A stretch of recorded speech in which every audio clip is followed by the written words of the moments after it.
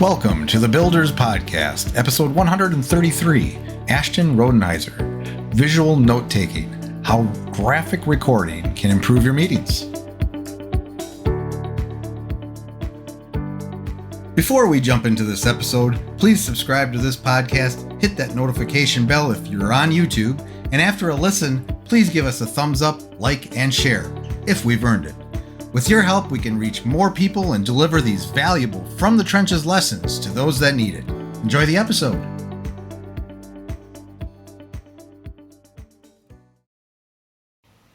Hello, everybody. Welcome to another The Builders. Today, we are joined by Ashton Rodenhiser. Welcome to the show. Hey, Matt. How's it going? It's going great. Ashton is a creative entrepreneur and a graphic recorder. We're going to learn what a graphic recorder is today. And this is actually something new to me. I didn't know this existed either. And we're going to talk a little bit about how maybe drawing can help us visualize and use it as a thinking tool and all that good stuff today. It's really cool because I'm excited about this because what you do, Ashton, is super unique. Well, at least for me, in my world. So with that, the way we start things off on the Builders, especially when it's your first time on, is we talk a little bit about your story, or have you talk about your story, your journey. That can go as far back as you want, whatever you think is interesting, has influenced you to both in your case, your creative journey and how that led to an entrepreneurial journey.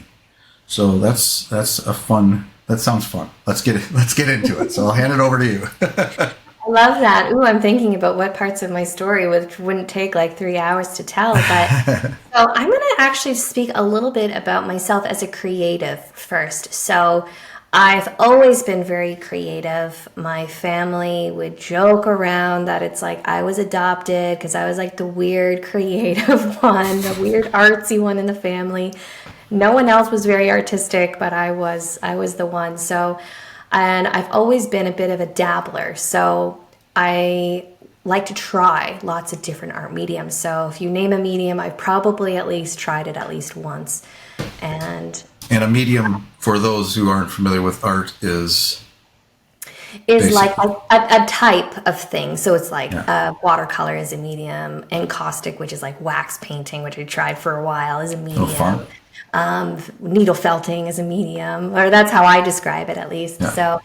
Yeah. So I've tried lots of different creative things, mediums, and I find a lot of us, unfortunately, have had a story where their creativity was squashed, and for some reason we can remember it to the day, the time, the person that said it. And mine was in grade 4. My teacher told me I was holding my paintbrush wrong. I wasn't doing like long strokes. I was doing back and forth. And she was very upset with me that I wasn't doing it properly. And that memory stuck with me for a very long time. And even though I did try lots of things throughout the years, it's just an unfortunate thing that we tend to remember those times where our creativity was squashed or we were told that it wasn't good enough. Right. So if that is you out there, you're not alone in here in thinking, and remembering back at that moment that your creativity was squashed. Even I am thinking about one particular person. I won't say who it is. In my early days, that I even got you didn't write that, or I was doing some poetry, but I also did some creative stuff when I was young, and I did. She just wouldn't believe me. Yeah, I think about that. Well, I think a lot of us, we hold on to that and we say, well, we're not good enough at this art thing. Like, it's not for us. And like, my kids are little and I've asked them, like, are you an artist? And they're like, yeah, like, duh. Of course I'm an artist, right? But at some point, whether we're very little or that we can't remember or not, like, a lot of us tell ourselves a story that we are not creative. We are not an artist, or we are not, one of those two things, basically. Mm-hmm. And so I still did a few things, but I also fell into the belief that, the bit of that starving artist mentality, and I wanted to go to art school but chose not to because you can't make money as an artist, So it wasn't until I was taking an early childhood education course, and we had to research an artist. And I was like, this is fun. And I found an artist, she's very famous around where I live and in Canadian folk history. Her name is Maud Lewis. And she suffered from juvenile arthritis. She was very crippled up and very poor, unfortunately. And her husband was a boat painter and just sort of like handyman. And they lived in this super, super tiny house, like kind of like a tiny house that is today, like probably like 100 square feet, like super tiny home. And her husband would bring back paint from his boat, and his work and stuff. And she would do all these paintings from just found wood that he had found, leftover paint and things like that. And anyway, she's like very... Unfortunately, she's not around anymore, but she became a very prolific folk artist. Her little house that she lived in actually lives in an art gallery where I live. And so I did a project on her, and I really fell in love with this idea of folk art. Because folk art is like you're not trained. Most of the time you use like found materials. It uses like a lot of like bright colors, like thick black lines most of the time, and just like very... it's always very fun, always brings a smile to your face. And I really fell in love with her, and I really fell in love with folk art. Fast forward a couple years, I decided I was working at a family center. I learned about facilitation work, which led me to graphic facilitation work. And I was like, wow, people are making a living and having these really interesting careers and companies as these graphic recorder people that go around to different meetings and conferences. And like, that's their thing. And I was like, I want that to be my thing. Like, they figured that out. I think I can figure that out. And that was back, I was introduced into the world in 2013. And it was in 2015 that I was like, I'm going to try to like actually make a business out of this. And I tell the story about Maud Lewis and the folk art because I'm not a traditionally trained artist, right? I've always been, like I said, a dabbler in all these different mediums and like try different things, but I didn't actually draw a whole lot. I never really have taken an art class. Like, I've just sort of made it up as I went along. And I leaned in on like, well, Maud Lewis became this like famous Canadian, beloved artist, and she didn't have any training, and like her style is very like fun and whimsical, and people love it. And I sort of like kind of married those two ideas of, I don't have to be a professional artist. I don't even have to have an art background, but I am very creative, and I love how art can be a medium, or not a medium, but like a conduit for helping communicate ideas through this like world of facilitation. And then that's what I've been doing ever since. Incredible. Wow. Yeah, so it's really interesting. So for those that listen to this podcast, probably know at some point, maybe you've listened, because of course you've listened to every single episode and everything I say. Of course. This was my favorite one so far. Yeah, right. And it will be, yes, for sure. But yeah, I have a little bit of an artistic background as well. So in my early 20s, probably from about 19 till about my mid 20s, I pursued art, and as a painter on canvas, my mediums were a little bit of oil, acrylic, and I kind of defined myself as more of like an expressionist and more abstract, and my paintings were all about ideas coming out of my head and expressing that. But I kind of, when you're talking about your journey, how you weren't trained, I went to college for like a semester. I went back to college later in my life, but I did take an art class and learned a little bit there, but that was very minimal. But then I kind of became self-taught, and I just defined this thing for me, like I'm going to do it. And I kind of found other artists I wanted to emulate, or I'm like, I want to do that. Like identifying somebody out in the world. I mean, it wasn't anybody locally. It was more like a Picasso or something like that. Right.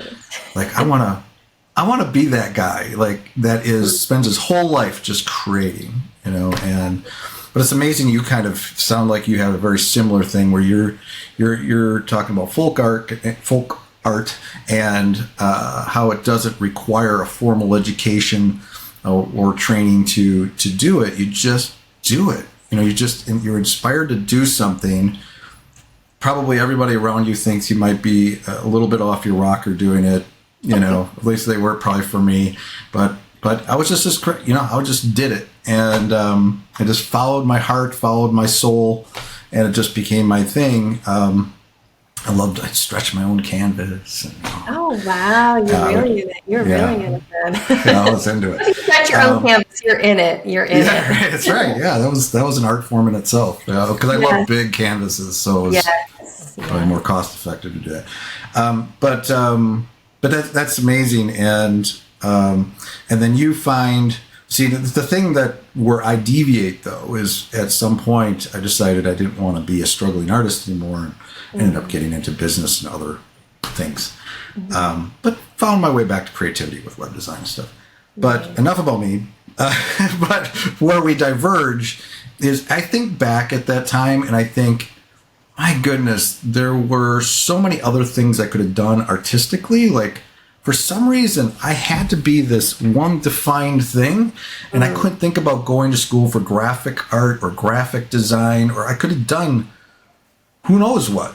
But it was like, I couldn't do that, so I wasn't doing any art at all. But for you, did you dabble in other, were you trying folk art and stuff like that first, or you just kind of went right into the...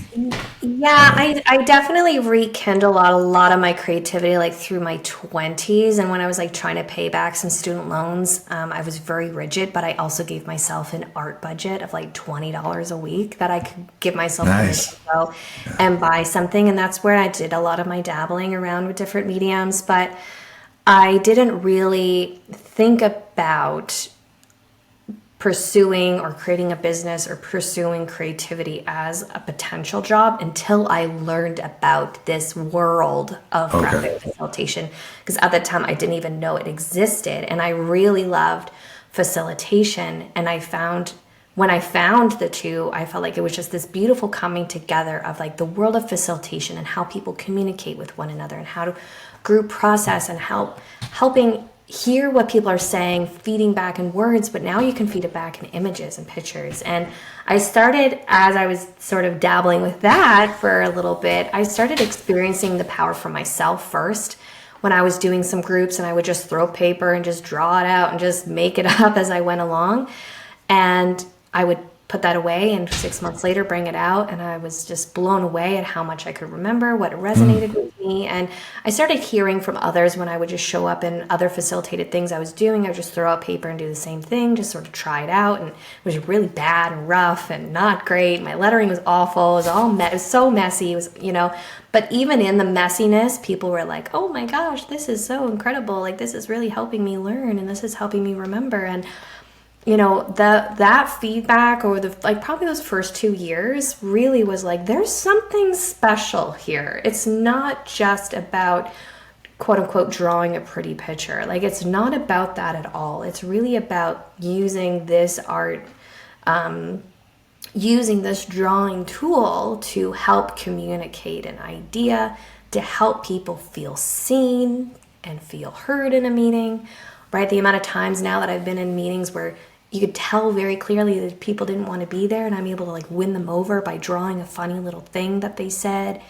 so yeah, I just over those first few years started to sort of play around with it and experience every single time I would do something, I would learn something about the topic that I was drawing out, or something about my process, or how people were resonating with it. And it just I was sold every single time I did it. I was like, this is such a powerful tool. How do people not do this in every meeting at that point? So let me ask you, you mentioned facilitation a few times. What's the context there? You're in other company meetings? Was this place you were working for, or did you start doing this for others? Yeah, so I was working at a family center. And so with my education as an early childhood educator, I got a job at a college at a family center. So the first few years there, I was working with like just the kids, but the last few years I was there, I transitioned into like community development facilitation. So even though I didn't even have kids at the time, I was like facilitating parenting programs and things about like how to communicate with your kids and stuff like that. So and in facilitation is a very special skill because you're basically a professional thinker and listener, because you don't always hold all of the information like a teacher does. A teacher holds all the information, stands at the front of the room, talks for an hour in front of the students and says, here's what I know, this is what you need to know because someone told me this is what you need to know. But in facilitation, it's such a special skill because you hear what people are saying, you're managing the room, you're feeling people's emotions, you're feeding back what you're hearing, you're thinking about what you're hearing. And most of the time before I learned about graphic facilitation, it was only with words, like maybe a few little flip chart notes here and there, but a lot of it was just words. So, a lot of times strategic planning sessions, I get hired to do a lot of those, right? So people are in a room, they're trying to like, what are we going to do for them? Like, where's our goal? In 3 years, what do we want to have accomplished? And you get 10, 20 people in a room, and the facilitator is facilitating this conversation to making sure that everybody feels like they had a voice, everyone's is speaking, right? It's not like one person just speaking the whole time, right? There's like a skill in making sure everybody feels heard.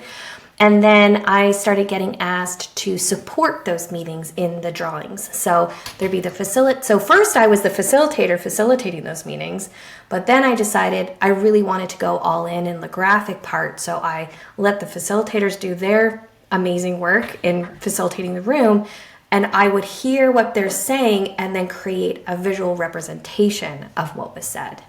Interesting. So that I get it now. Okay, so you're facilitating the meeting. You're making sure you're managing the room and making sure everyone's gets their time and all that stuff. And because maybe you're like taking meeting notes. A lot of times, like people will consider to hire a third-party facilitator, right? Okay. They're not they don't know all of the nooks and crannies of like your business. They're like professional facilitator, right? So they're not worried about like Joe who never listens to anybody, because like they're gonna say like, Joe, you gotta listen. Because they're the facilitator. They have to make sure that Joe's quiet so other people can speak, right? They host the ground rules with they help people create the ground rules for the room, right? So as a professional facilitator is a very special skill.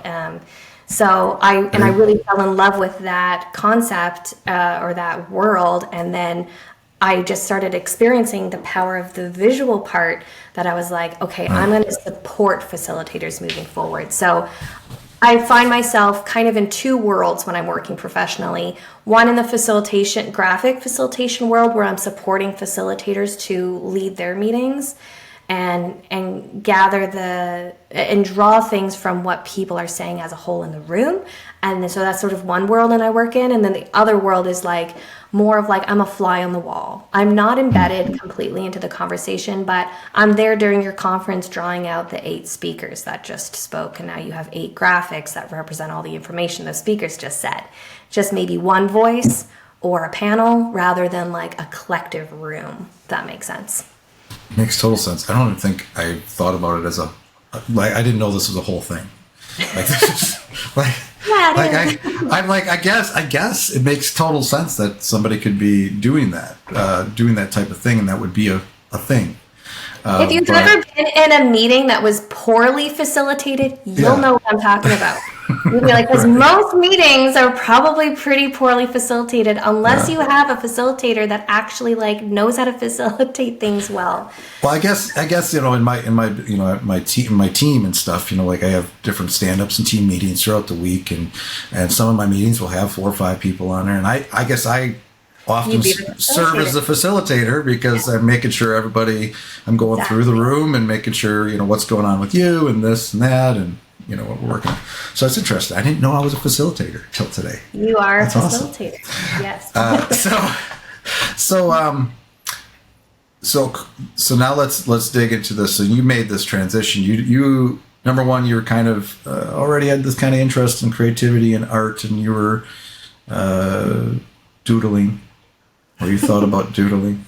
Yeah. Because we're going to be talking about doodling today, which is one of Yes. my favorite words. It is a good one. It is a good one. But so now you're now you're sitting in on meetings. Are you the fly on the wall now? You're there just graphically representing this. Now I don't know how to do it because a lot of our audience is actually just probably going to listen to this on audio.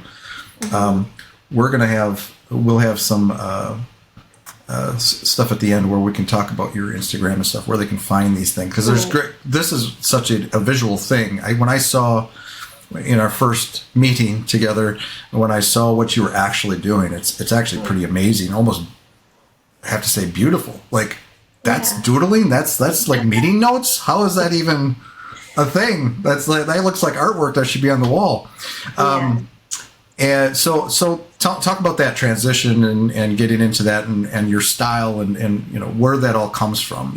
Is this something that you also were influenced by others doing the same thing and you just took it, or does it have your own unique flavor? And Yeah, so as I was starting to learn, unfortunately, it's one of those industries that we have all these different terms, right? So I've already talked about graphic facilitation. Yeah, I think you called me a graphic recorder in the beginning. I also call myself a live illustrator. Some people call me the graphic artist, which I don't really resonate with. Sketchnoter is a very popular one, but I see sketchnoting as a personal note taking or visual note taking. Like there's so many of these different terms, unfortunately. But yeah, I kind of spoke about the two worlds that I work in terms of graphic facilitation for facilitated sessions and graphic recording or live illustration for sort of conferences and things like that. But I work mostly in those kind of two realms. But really at the end of the day, it's my job to help break down complexity or to help clarify information or wisdom that comes out of a meeting into a visual format so that people will engage with it in the moment, but then also remember it long term. So I'm pretty careful in who I work with when it comes to doing this type of thing, because if you just want to hire me to draw a pretty picture, and they are nice, they should be nice after doing this for almost 10 years, they better look good, but if you just want to hire me to draw a pretty picture, I'm not your person, because there's probably people out there who are more talented than myself to do that. But if you care about the people at the conference learning something, remembering it, taking that information and putting it into their work or life, actually applying that information, then I'm your person, right? You care about how people communicate or in a meeting. You care about how people feel and they want to see heard in a meeting. I'm your person. Those are the type of people that I like to work with. And you'll notice I didn't say anything about the drawing style or anything, because at the end of the day, it doesn't matter. It doesn't matter if it's so messy. Facilitation sessions, the graphics end up being a little bit more messy looking than maybe a keynote speaker at a conference, right? Because conversations are messy. A keynote presentation should have, some logical flow to it that I can follow along. So, it's at the end of the day, it shouldn't matter about how pretty it looks at the end of the day. If it helps you move through a conversation, especially a difficult one, or try to bring some clarity to some complicated ideas, then I'm your person, because that's what I'm listening for. So you see the drawing at the end, but a lot of the work is actually the listening that I'm doing, the processing, the making sense in my mind of what I'm hearing, and then reflecting that in words and pictures. And because most people resonate with pictures, consider themselves to be a visual thinker or a visual learner at least, it resonates with a lot of people in the audience or in the room. And that's key, because not everyone's visual learner. So I do mind mapping. I may take notes on these things and do my own little doodling. But making connection, for me, I love using a digital. I use iPad and digital pen and taking notes and stuff. But a lot of it turns into me circling things and connecting things and flowing and moving things around, and just grouping ideas randomly. Like if somebody actually looked at my notes, it would not look like a neat little notepad with notes going down with little bullets. No, mine is pretty. I could show you some of my stuff. I mean, I start like with these. I start with bullets, but they're little dashes, and then but by the time I'm done with the podcast, I'll have like drawings and notes, and I'm not even looking sometimes. But not everybody's like that or can do mind mapping. Mind mapping really helps me a lot in visualizing, like especially if I'm getting overwhelmed by a big problem. Mm-hmm. Sitting down and just connecting the dots and just breaking it all out and making sure I can visually see everything that way.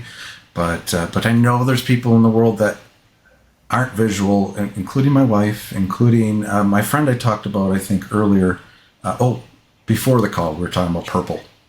That's true. Purple's the best color, just so you know. Right. That was a whole conversation before we started here. Purple's awesome. Purple's awesome, yes. but yeah, his favorite color is purple. But I think of him too because he's. I've done. We've worked on projects together, developing WordPress themes and functionality and features and web development stuff.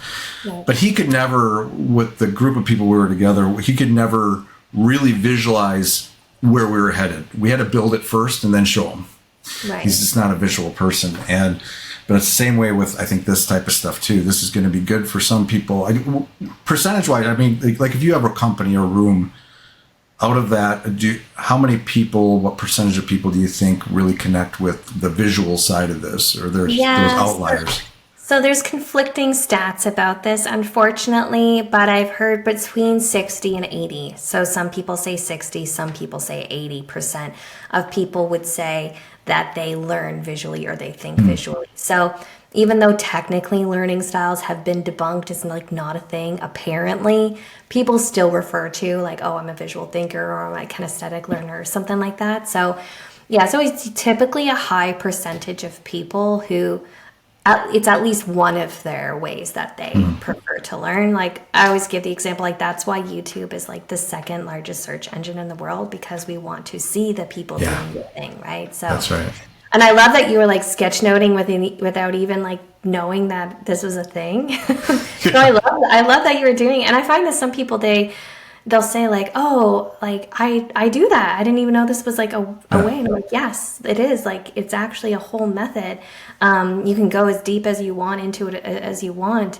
Or other people will say, oh, you must have did this when you were younger. And I'm like, no, I didn't. That's the problem, right? This should just be like given as an option for students when they're learning how to take notes, to encourage them to doodle in their notebook and take those doodles and make meaning with them and stuff like that. So I'll just throw one stat, is probably my only stat I'll mention other than the one you just asked me about, is like just doodling alone can help you retain up to 29% more information, right? So it's doing the opposite of what everybody thinks. Everybody thinks you're doodling and you're distracted because you're making little doodles.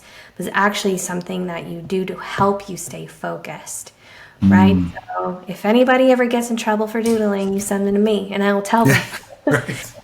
I will tell them all the information about how doodling is important and helpful. So to me, the way that I see a lot of my work too is, take those doodles and just make them a little bit more purposeful, help those connections. Like, and it sounds like you're doing that with the mind method technique, and some of you are like, oh, I circle this and then I make the line here. Like using lines and circles and squares and all these like little elements. Seriously, I got a circle there. I love it because like, and the way when I teach sketchnoting, we start with a line. Right? Because people will look at what I do and I'm like, you can't compare my 10-year journey into your beginning, right? So yes, my drawings are like nice and they should be, like people pay me to draw them. Like, yes, they should look nice, but you don't have to be an artist, right? You can have the messiest handwriting in the whole world. It doesn't really matter, right? But I start by teaching people how to draw a line and what a line can do. A line can help connect information. It can separate information. It can highlight information, right? So like you can use simple elements, simple drawing elements like a line, like a square, like a circle, to help you elevate the information on the page, right? So you can add Colors. in these colors to highlight, to emphasize, to, separate a whole section of your page or what have you, right? So you can use these drawing elements that are not hard to learn. Like you take a square and lines and a circle, and now you have like a little box person, right? That might say something, you put it in a speech bubble. Like, it's not hard to do. Like, it sounds complicated, but you just start with a line, then a circle, then a square, and how these elements like add together. And then you can start what I talk about, building a visual vocabulary. Then you can learn how to draw simple icons that help represent multiple ideas. So my favorite one is like a magnifying glass, because it can zoom in on something. It can help represent like analyzing or focusing or examining. Like a lot of those things come up in meetings and stuff, and it's just a circle with another circle and a little half circle thingy. It's not hard to draw, and it can also help you bring in some of those visual elements and help explain a concept on your page without having to like add in a whole bunch of drawing. So when I talk about like building your visual vocabulary, I'm like, teach how to draw a few simple icons that help represent multiple ideas, right? And then the whole thing is like your muscle memory. So that when you go to like sketchnote or try to draw your notes, you're not thinking too hard about what you know how to draw. You're like, oh, I know how to draw a magnifying glass. Like the first 2 years of doing this work as a professional, I put a light bulb on every single flipping thing I drew, because it was one of the things that I had confidence in knowing how to draw. And a light bulb is a great visual icon, because it's like you can put it on your page and be like, this was the most important thing, or was my aha moment, right? So like, this is it. At the end of the day, you could look at your sketch note, even like a year later, and go, that was the most important thing that I learned that day, or that was the thing that I need to go and research more about, or whatever it means for you, right? Right. So you're creating visual cues to kind of get your that. I'm sitting here as you're talking. I'm like, is there any like graphics that I use regularly in my stuff? And I keep thinking of Ziggy. You remember Ziggy? If you go back a ways, he was a cartoon character. Mm. He had a big head, and I'm old. Ziggy was a cartoon character I grew up with in the 70s and 80s. So, but I used to draw him all the time. That's my whole point. I used to draw, for whatever reason, I like drawing Ziggy. He's got a big nose, and that was like I need to start baking Ziggy into my notes. But it's really interesting. Go ahead. I was going to say, and when we learn, like, it should be fun, right? Yeah. Putting Ziggy on your note, like, that will bring a smile to your face, and it will help you remember that information, right? It's like, yeah, okay, we could draw these, like, funny little pictures all day long, but for me, it's like, what's going to help you remember that information? And because if you remember it, you can apply it to your life or your work. Right? You can help communicate that idea to somebody else, right? No, it's fantastic. If we have fun, right, then it will help you remember it too, by adding little Ziggy on your paper. Having fun, taking notes. Love that. Exactly. Well, because through all this, there's this thread, and I connect this back to the last episode I had on this podcast. We were talking about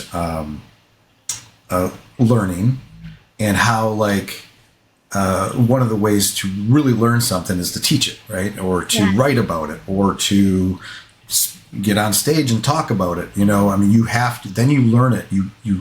I think he was talking, it's like you just immerse yourself in it, and just, I don't know what he was using for, like, it was like analogy or something. It was like some kind of like, you were like drowning in it or something. Anyway, but I think about that same thing, like how we learn, and because I learn a ton just doing this podcast, even when I do my solo podcast or when I do my blogging and stuff. And it's a way for me to really get into the topic and learn. But I think, also there's this, besides visual learners, there's this aspect of, like, if you have ever taken memory lessons or read a memory book, because I did that in my early 20s, so I know I've always had a kind of a bad memory, and I knew it. So, but one of those things is like the visual aspect of it, and visualizing something to remember it. And it's always something ridiculous. It's taking some words and visualizing something ridiculous, like a ridiculous scene from one thing to the next, to build out the scene and remember something, maybe a string of words or whatever. Yeah, I've heard that with numbers, when people memorize sequences of numbers, like when they have those competitions, they create these stories in their mind. Right. That number represents that, like, one-eyed monster, and it's a 1 or something. Yes. Yeah, so and it's for some reason, especially probably for creative, with visual brains, it helps wire things a little bit and connect and make those connections. And I think that helps with me a lot too, like, because I don't have the greatest memory in the world. I'm okay. I remember most things. But here it seems kind of, and correct me if I'm wrong, it feels kind of like the same thing when you're in a meeting, a group of people, and you're sketching all this out, you're doodling, you're making these connections, you're adding these graphics. And when you then, a lot of times with notes, you never look at them again. But here now you have this, you even have a reason to look at it again, or you're kind of creating a reason. Look at this beautiful thing and then you look at it but do you think that's an aspect of it too? What a big benefit of this is in terms of just normal notes or not taking notes? Yeah, there's definitely the benefit in the moment of that engagement, right? And allowing people to see their own words unfold. Like, you just don't see that every day. You don't experience that every day, especially in a meeting. But then, yeah, there's certainly a ton of benefit after the event. If I'm doing it on paper on a wall, then they get a photograph of it too. They can print out and put in their cubicle or whatever. Nice. I've also used, like, some companies have used the graphics, like the originals, the ones that are on paper, if I'm doing it that way, or they print them out really large and put them in their office or put them in their lunchroom as like an accountability tool, or as like a friendly reminder to that company of like, this is where we're headed, right? I even had a company like years ago, we did a series of them and they hung them around. And I always try to encourage people in many instances, like, yes, it's a pretty picture, it just is like nicely drawn, okay, sure, but like, use this as an accountability tool, like mark on it, put sticky notes on it, like put a date and put it by that thing that you said you were going to do, right? Write on it. I even had a company say, we actually had to take a black marker and just like cross part of it out. And we explained why to the employees, why we can't do that thing. So it helps communicate like positively, and maybe a message that's a hard one to communicate. Mm-hmm. Like, we can't, like, I know we said we were going to do that and that was a great idea, but we can't, and this is why we can't, right? So you can use it as a way to help have that conduit of that communication too, right? We didn't forget that thing that you said in that meeting, because that's what happens so much is like, a lot of times if you're getting like feedback from employees, is like, you think it's just going to the abyss. But when you do those types of sessions, they're so great too, because this is what the employee said. And sometimes it's like not always the nicest things. But I'm writing it down anyways. And I have to have those conversations with the clients. Like, if someone says something negative or something controversial, like, I have to write it down because that's what they said. And now it's your job to go, we can't do this because of this, or actually we can do this with this. And we can actually do it next month, not like next year, like we said we were going to, right? So helps like be able to continue the conversation afterwards, right? So like, if people just want to check a box by working with me, like, they're not my person, because I want, maybe they don't go to that level of extent where they hang on the wall and draw on it and do all that stuff. Like, that's fine. They don't have to go to that, but ideally it's something that they can reflect on an ongoing basis, or just like, at the quarterly team meeting, right? Is this still where we're headed? because how many times a lot of these things and meetings and conferences and all that stuff, we just write everything down and we just stick it in a file folder and it goes to the back and we never see it again until like spring cleaning, like 5 years later. Yeah. So to help keep the messages going. And I think too, like for conferences especially those that are hiring these like, really high tier speakers, for when they want me to draw out the speaker and what all the stuff that they said, to me it's just like adding to the investment of hiring that speaker, because that speaker can get on that stage and rah rah and be like, get everybody all like pumped up, like this is amazing, but the next day there's going to be another amazing speaker and you're not going to remember what the other amazing speaker just said that the company just spent like 50 grand hiring to come in and speak for, right? So to me it's almost like, to protect your investment, have it drawn out, because then people will be able to remember what that speaker said 10 months later, 5 years later. Right. You know what I mean? And I even had like people say, I didn't attend the conference and then I saw what you were drawing on Twitter and I had total FOMO, or I had, I was like, man, I missed out. It looked so fun, right? So you could even use the graphics in your marketing for the next year. Like, look what you missed out on, or here's the information or whatever. Or think about like your neurodivergent audience members. Maybe they can't physically sit there for 8 hours. Or maybe they struggle to like listen to information, but they can watch the drawing unfold and keep up. Or they know they're not going to miss out because later the graphic's going to be hung in the foyer and they can look at it and go, okay, I missed it, but I still got the information. I didn't miss out, right? So from like an accessibility and like an inclusivity perspective too, I think it's always it's not just like a value add at that point if you want to make sure that everybody is having like a most equitable experience as possible. So there's my soapbox for the day. That's amazing that it does. When you're so strict, like you said, somebody gets on stage or somebody in a meeting and it's just somebody talking. Maybe somebody's taking some notes on a notepad. But this adds another dimension to it that can reach more people and help more people, especially, like you said, people that can benefit from seeing something visually even after the meeting. It just adds more value later, too. And it helps you not avoid, you can't avoid certain things that come up. I love that you can, even the negative things. I think that's awesome. You're not gonna avoid it. It's right here in the picture. You're gonna have to deal with it. Yeah, like I was doing a session a few months ago, and like when I do it in person, I have like these little white labels that I'll stick over top of something if I need to fix it. And man, I used a lot of those. They wanted me to make, like this group was very, very engaged with what I was doing and wanted me to make sure that their words were true reflection of what was being said. And because I would have hated the opposite, I left, and then they're like, "Oh, it wasn't really a true reflection." Like, no, tell me, like, in the moment. And I always stand up when I get the opportunity in those types of situations. I stand at the front of the room. I'm like, "Tell me if I spelled something wrong." There's always one of you in every room that likes to correct people's spelling. This is your time to shine. When you're drawing and writing things so quickly and you're thinking, you're processing at the same time, like you spell things wrong. It's just like the nature of the beast. So, I'm not a human dictionary. So, and this group that I just mentioned, like that was, there was like indigenous cultures from all over Canada talking, and they wanted some of their words written in their native language and stuff. And like they wrote them on sticky notes and I wrote them down and made sure, so like it was very important to that group. Wow. So it's just not just on the fly. You are able to, they can input later and you can input later. Yeah. When I'm doing more of those facilitated sessions, it's such an amazing opportunity for people to engage with me. And like I had the same meeting was so incredible because I had this woman come up. She's like, "Oh, this one person said this thing and I want to make sure it was captured."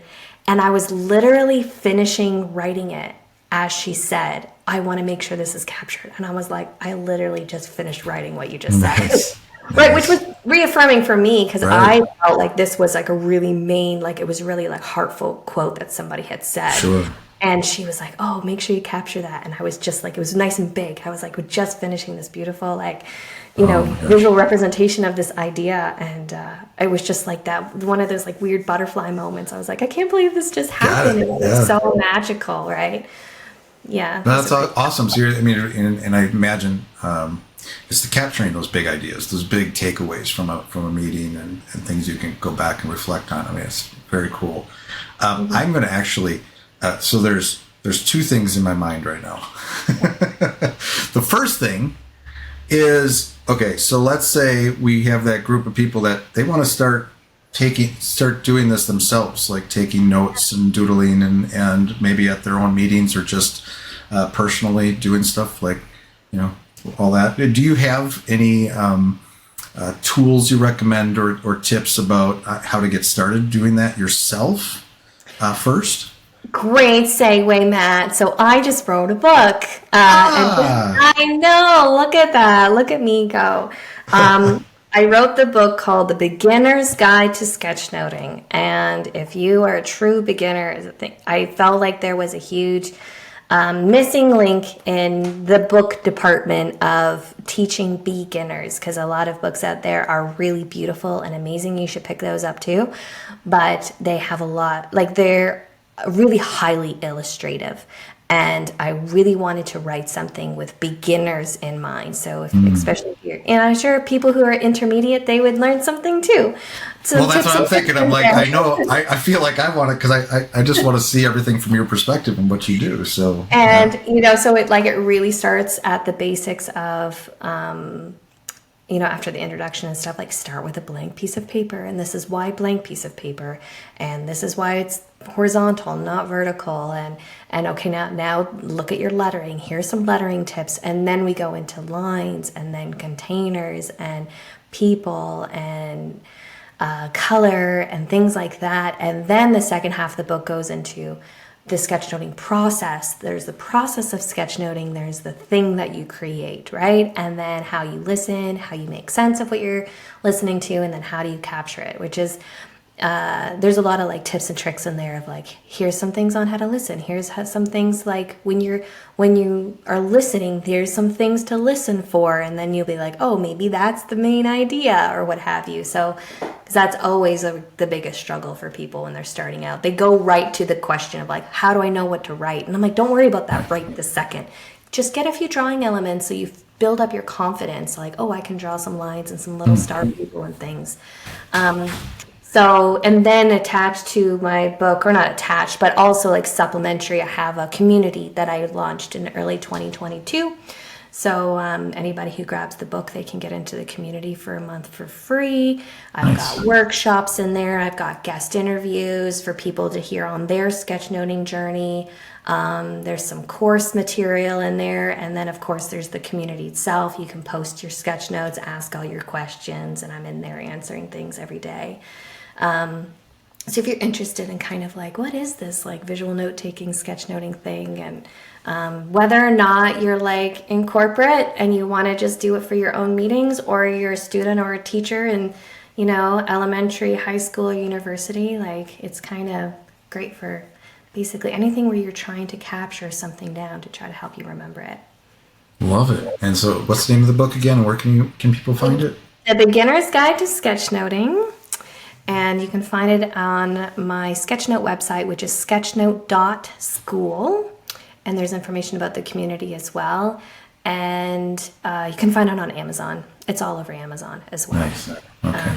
Yeah, and We'll have it in the show notes too. yeah, and I have a coupon code. You can, if you want to grab the ebook version, if you type in builders, you can get the ebook for $9 instead of $14, so $5 off. Sweet. Oh, Awesome. yes. Yay. So, yeah, and then you can get started on that and get in the community and just get going with that. And yeah, you can basically find me on all socials if you type in my name.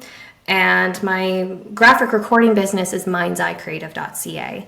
And so you can go to there and see some of my examples of all the different things that we talked about, where, more like conferences or corporate settings or facilitated type sessions. And I'm just in the process of revamping my YouTube channel, But there's still some good stuff on it. I'm still gonna keep all the stuff that's on there, but I'm really gonna do some more teaching of sketchnoting skills on there as well. So you can keep an eye. Wow, I love all the stuff you're doing. I love that you're teaching and got the book and community, and you're doing all this stuff on YouTube. I wish I had time to do all that stuff. Like I try to do. I got a baseline of stuff we do, but and a podcast. But so the other thing. So I said there was two things. So that's the one thing, the do-it-yourselfers, and then how does somebody? Obviously, I think you do this for others still, right? As a service to, go to companies or whatever. And so they could reach out to you for that, or anything else you can say around that, and getting somebody, because somebody might not want to, maybe they have a company and don't want to be the creative person doing all the doodling, but they want to maybe bring somebody in or find somebody. I mean, how do you go through that process? Yeah, so like I said, my website, my company for that is mindsedcreative.ca. So you can find me on all the socials and all the stuff for that too. But yeah, there's a few examples of my work on there. And yeah, like if you're a conference organizer, you want it for your event, either in person or virtual, still do a ton of virtual stuff to kind of help elevate that. Or you do virtual stuff too. That's cool. Yeah, I'm actually primarily still, since COVID. Before COVID, I was 100% in person, and now I'm more like 90% digital. Still starting to do a little bit more in-person stuff, but still very virtual, so I can share my drawing screen and people can still see the drawing unfold, but on their screen, which is really fun. And I can do from the comfort of my pajamas.